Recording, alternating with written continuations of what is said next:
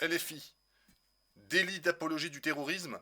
Pourquoi LFI propose de l'enlever du code pénal? Alors moi j'ai la réponse certainement pour sauver l'un des leurs. Sinon, en proposant de sortir le délit d'apologie du terrorisme du code pénal, la France insoumise a suscité un tollé. C'est pas vrai. Les insoumis, on pourrait très facilement rebaptiser les soumis finalement, dénoncent une protection insuffisante de la liberté d'expression et demandent une réintégration de l'infraction dans le régime du droit de la presse. Donc en fait, ils veulent pouvoir dire ce qu'ils veulent sans pour autant être affiliés à une quelconque organisation ou ce genre de choses.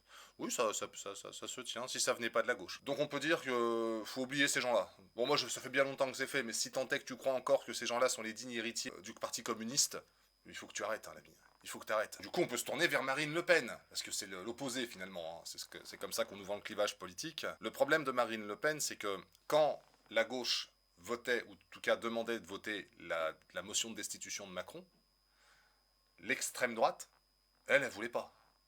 Si demain, l'extrême droite te dit j'ai envie de voter la paix dans le monde, la gauche ne voudra pas. Ça ne s'arrêtera jamais en fait. Ils sont là pour ça.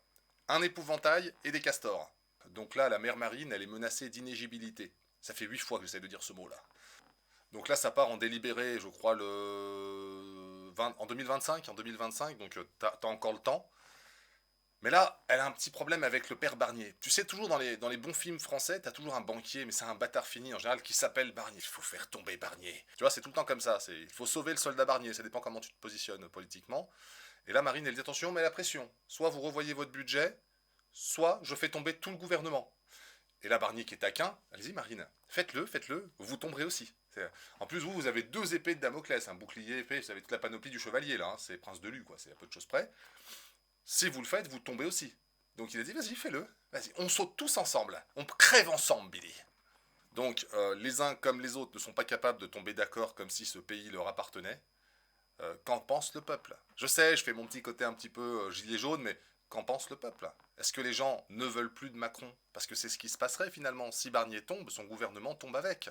Macron ne va pas mettre encore 6 mois à nous retrouver un Premier ministre. Il dégagera. Il démissionnera certainement. Oui, c'est parce que tu regardes pas ce qui se passe outre-Atlantique. Il y a un tsunami qui est en train d'arriver là, hein, avec des révélations, avec machin. Ça y est, c'est l'apocalypse là. Donc j'aimerais beaucoup votre avis en commentaire. Marine va-t-elle censurer le père Barnier? Va-t-elle du coup appuyer sur le bouton tout le monde pète? Ou va-t-elle faire comme elle l'a fait ces derniers temps? On baisse le futal avec la culotte intégrée.